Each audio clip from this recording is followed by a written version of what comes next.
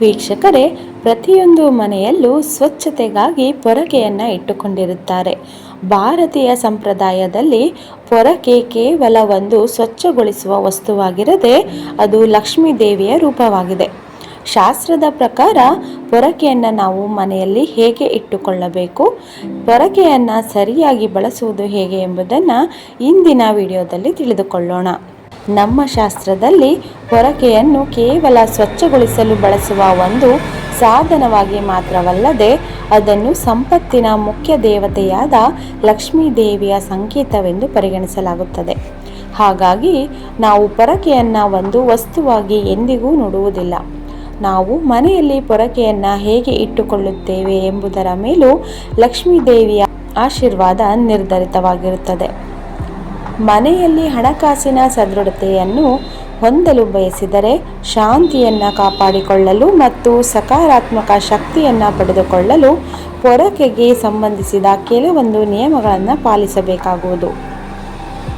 ನಾವು ಪೊರಕೆಯನ್ನು ಗೌರವದಿಂದ ನೋಡುವುದರಿಂದ, ಅದನ್ನು ಗೌರವದಿಂದ ಬಳಸುವುದರಿಂದ ಲಕ್ಷ್ಮೀ ದೇವಿಯು ನಮ್ಮ ಮೇಲೆ ಸಂತುಷ್ಟಳಾಗುತ್ತಾಳೆ. ಇದು ಮನೆಯಲ್ಲಿ ಸಂಪತ್ತು ಮತ್ತು ಸಮೃದ್ಧಿಯನ್ನು ಆಹ್ವಾನಿಸುತ್ತದೆ ಎನ್ನುವ ನಂಬಿಕೆ ಇದೆ.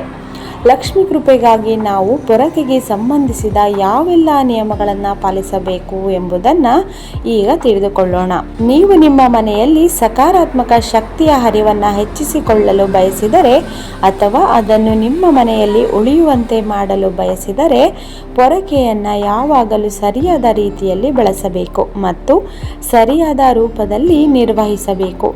ಪ್ರತಿನಿತ್ಯ ಸೂರ್ಯೋದಯದ ಸಮಯದಲ್ಲಿ ಮತ್ತು ಸೂರ್ಯಾಸ್ತಕ್ಕೂ ಮುನ್ನ ಪೊರಕೆಯನ್ನು ಹಿಡಿದು ಮನೆಯನ್ನು ಗುಡಿಸಿ ಸ್ವಚ್ಛಗೊಳಿಸಬೇಕು. ಆದರೆ ಸೂರ್ಯಾಸ್ತದ ನಂತರ ನೀವು ನಿಮ್ಮ ಮನೆಯನ್ನು ಸ್ವಚ್ಛಗೊಳಿಸಬಾರದು. ಸೂರ್ಯಾಸ್ತದ ನಂತರ ಪೊರಕೆಯಿಂದ ಮನೆಯನ್ನು ಸ್ವಚ್ಛಗೊಳಿಸುವುದನ್ನು ಅಶುಭವೆಂದು ಪರಿಗಣಿಸಲಾಗುತ್ತದೆ ಮತ್ತು ಇದು ನಿಮ್ಮನ್ನು ಹಣಕಾಸಿನ ಸಮಸ್ಯೆಗಳಿಗೆ ತಳ್ಳುತ್ತದೆ. ಇದಲ್ಲದೆ ನೀವು ನಿಮ್ಮ ಮನೆಯನ್ನು ಸ್ವಚ್ಛಗೊಳಿಸಲು ಯಾವಾಗಲೂ ಮನೆಯ ವಾಯುವ್ಯ ದಿಕ್ಕಿನಿಂದ ಅಥವಾ ಉತ್ತರ ದಿಕ್ಕಿನಿಂದ ಪ್ರಾರಂಭಿಸಬೇಕು ಮತ್ತು ಆಗ್ನೇಯ ದಿಕ್ಕಿನತ್ತ ನಿಮ್ಮ ಸ್ವಚ್ಛತೆ ಸಾಗಬೇಕು. ಇದಲ್ಲದೆ ನೀವು ಮನೆಯ ಹೊಸ್ತಿಲಿನ ಮತ್ತು ಮನೆಯ ಮುಖ್ಯ ದ್ವಾರದ ಸ್ವಚ್ಛತೆ ವಿಶೇಷ ಗಮನವನ್ನು ನೀಡಬೇಕು. ಇದರಿಂದ ಹೊರಗಿನಿಂದ ಮನೆಯ ಒಳಗೆ ಬರುವ ಸಕಾರಾತ್ಮಕ ಶಕ್ತಿಯು ಯಾವುದೇ ಅಡೆತಡೆಗಳಿಲ್ಲದೆ ಮನೆಯನ್ನು ಪ್ರವೇಶಿಸುತ್ತದೆ. ಇದರೊಂದಿಗೆ ನಿಮ್ಮ ಮನೆಯಲ್ಲಿರುವ ಪೊರಕೆಯನ್ನು ನೀವು ಯಾವಾಗಲೂ ಯಾರಿಗೂ ಸುಲಭವಾಗಿ ಕಾಣಿಸದೇ ಇರುವಂತಹ ಸ್ಥಳದಲ್ಲಿ ಮರೆ ಮಾಡಿ ಇಡಬೇಕು. ಶಾಸ್ತ್ರದಲ್ಲಿ ಉಲ್ಲೇಖಿಸಿರುವ ಪ್ರಕಾರ ನೀವು ಪೊರಕೆಯನ್ನು ಯಾವಾಗಲೂ ನಿಮ್ಮ ಮನೆಯ ದಕ್ಷಿಣ ಅಥವಾ ಪಶ್ಚಿಮ ದಿಕ್ಕಿನ ಮೂಲೆಯಲ್ಲಿ ಇಡಬೇಕು. ಇದನ್ನು ಪೊರಕೆ ಇಡಲು ಅತ್ಯುತ್ತಮ ಸ್ಥಳವೆಂದು ಪರಿಗಣಿಸಲಾಗುತ್ತದೆ. ಪೊರಕೆಯನ್ನು ಮನೆಯ ಮೂಲೆಯಲ್ಲಿ ನೇರವಾಗಿ ನಿಲ್ಲಿಸಿ ಇಡಬಾರದು. ಪೊರಕೆಯನ್ನು ನೆಲದ ಮೇಲೆ ಅಡ್ಡಲಾಗಿ ಇಡಬೇಕು. ಪೊರಕೆಯನ್ನು ನೇರವಾಗಿ ನಿಲ್ಲಿಸಿ ಇಡುವುದನ್ನು ಅಶುಭವೆಂದು ಪರಿಗಣಿಸಲಾಗುತ್ತದೆ.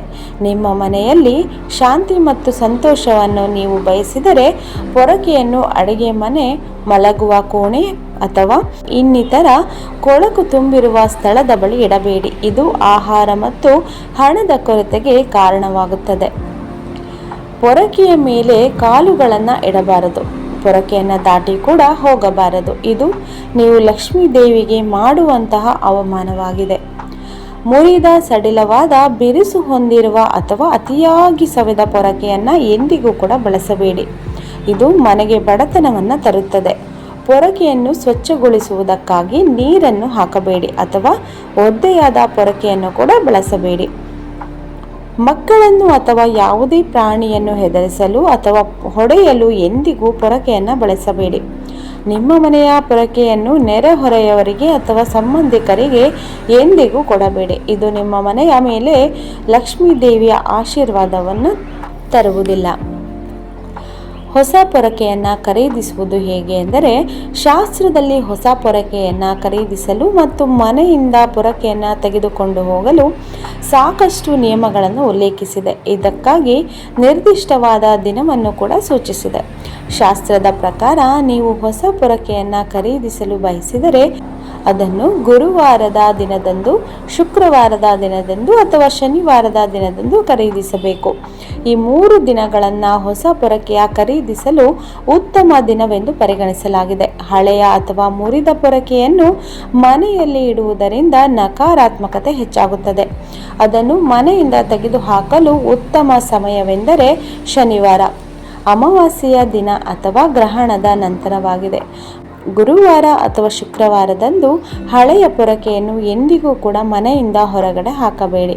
ವೀಕ್ಷಕರೇ, ನಿಮ್ಮ ಮನೆಯಲ್ಲಿರುವ ಪೊರಕೆಯನ್ನು ನಾವು ಹೇಳಲಾದ ರೀತಿಯಲ್ಲಿ ಇಟ್ಟುಕೊಳ್ಳುವುದರಿಂದ ಹಾಗೂ ನೋಡಿಕೊಳ್ಳುವುದರಿಂದ ಲಕ್ಷ್ಮೀ ದೇವಿಯು ನಿಮ್ಮ ಮನೆಯಲ್ಲಿ ನೆಲೆಸುತ್ತಾಳೆ. ಪೊರಕೆಯು ಲಕ್ಷ್ಮೀ ದೇವಿಯ ರೂಪವಾಗಿದ್ದರಿಂದ ಅದು ನಿಮ್ಮ ಮನೆಯ ಬಡತನದಿಂದ, ದಾರಿದ್ರ್ಯದಿಂದ ದೂರವಿಡುತ್ತದೆ. ವೀಕ್ಷಕರೇ, ಇಂದಿನ ವಿಡಿಯೋ ನಿಮಗೆ ಇಷ್ಟವಾದಲ್ಲಿ ಲೈಕ್ ಮತ್ತು ಕಮೆಂಟ್ ಮಾಡಿ ಮತ್ತು ನಮ್ಮ ಚಾನಲನ್ನು ಸಬ್ಸ್ಕ್ರೈಬ್ ಮಾಡಿ.